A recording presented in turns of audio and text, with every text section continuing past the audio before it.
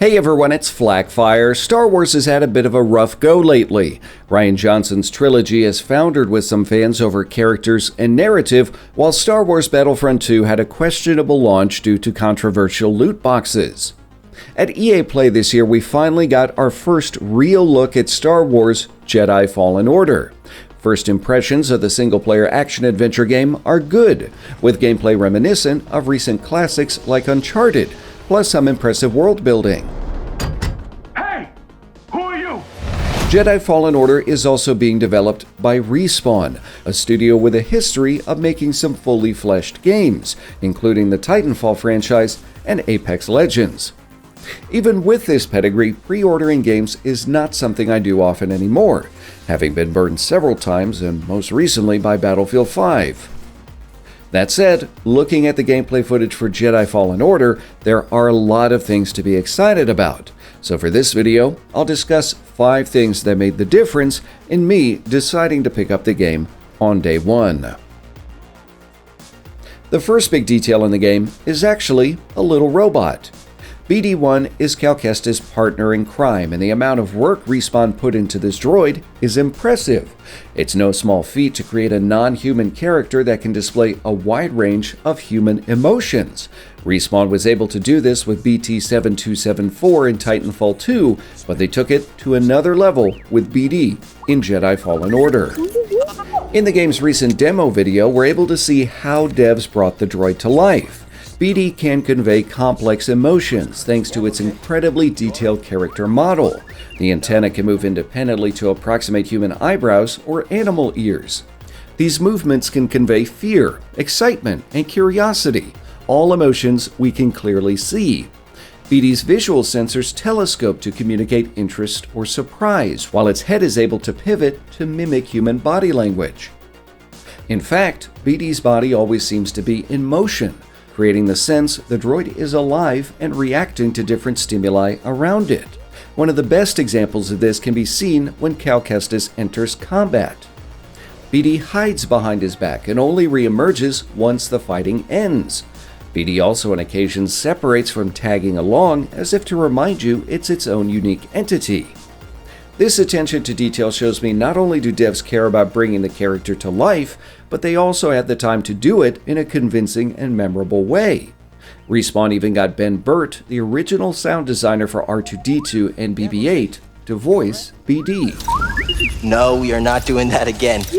The next thing that hooked me was world interactivity. I love games that encourage you to interact with the world that devs have built, and we see this on a few occasions, like starting up a massive drill to power through an entire Imperial compound. Cal also force pulls vines to him in order to cross ravines, drops a pipe to complete a path, and uses the Force to slow a fan that would otherwise finish what Order 66 started. Anytime developers can add elements that draw players further into the world and story, in my opinion, that's time well spent. Given that Jedi Fallen Order is solely focused on single player, it means Respawn could put some extra work into these details instead of churning out something like an unnecessary Battle Royale mode. Meanwhile, the combat details showcased in the trailer also drew me in. Immersive and intuitive combat is paramount in an action-adventure title, especially one featuring Jedi. It's a fantasy for many, so developers really need to nail the experience.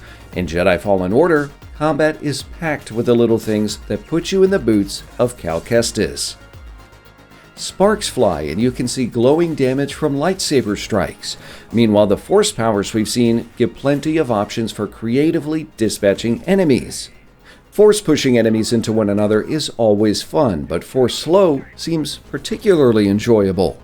We see Cal drag a stormtrooper into the path of his own blaster bolt, and it's clear you could slow a flametrooper and then place one of his buddies in the path of that weapon. The environment can also be harnessed to eliminate foes. Tossing enemies off ledges never gets old, and you can even deflect blaster bolts while wall running, which looks simply amazing. And if you're hit with a flamethrower, your clothes actually catch fire. And in Jedi Fallen Order, many enemies actually behave the way you might expect them to. Run-of-the-mill stormtroopers seem scared of the former Padawan, while purge troopers relish the opportunity for a fight. The latter actually uses force attacks against Cal by harnessing the momentum of a force pull to take the initiative in combat. Initial reviews from outlets that actually got to go hands-on with the game were largely positive, underscoring my expectation for the game's combat. However, some of the most interesting details of Jedi Fallen Order involve how it fits into Star Wars lore.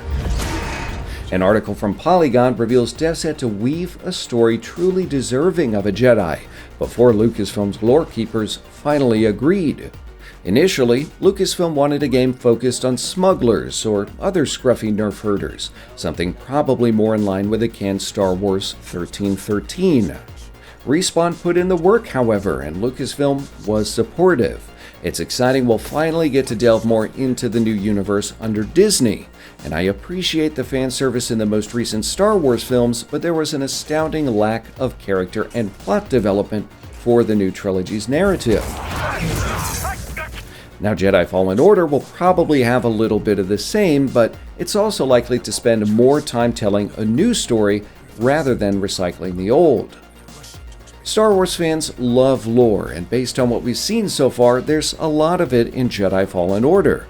For example, Stinger Mantis, the ship created by devs, will actually be added into universe lore.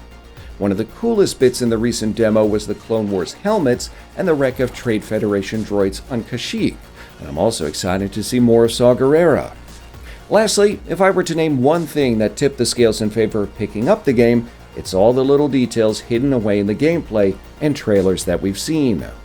I love the way the devs integrated the game's map to be projected from BD while he's perched on your shoulder. They could have just as easily created it as something like an implant or a wrist monitor, but the key is they chose to do it in a way that further connected you to your droid. Similarly, for the healing animation, BD actually tosses you a med pack, and when you need to zipline, it's also got you covered. Meanwhile, a little flourish before slipping your lightsaber back onto your belt makes you feel like a badass, as do the detailed takedown animations.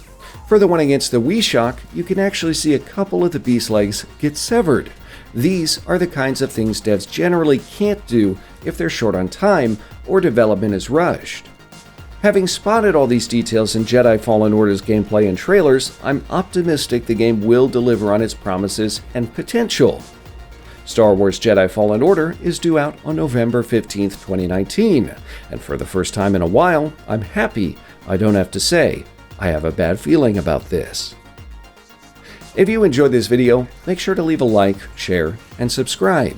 Tap the bell to get notifications on the latest videos, and make sure to check out my social media down in the video description. Thanks for watching.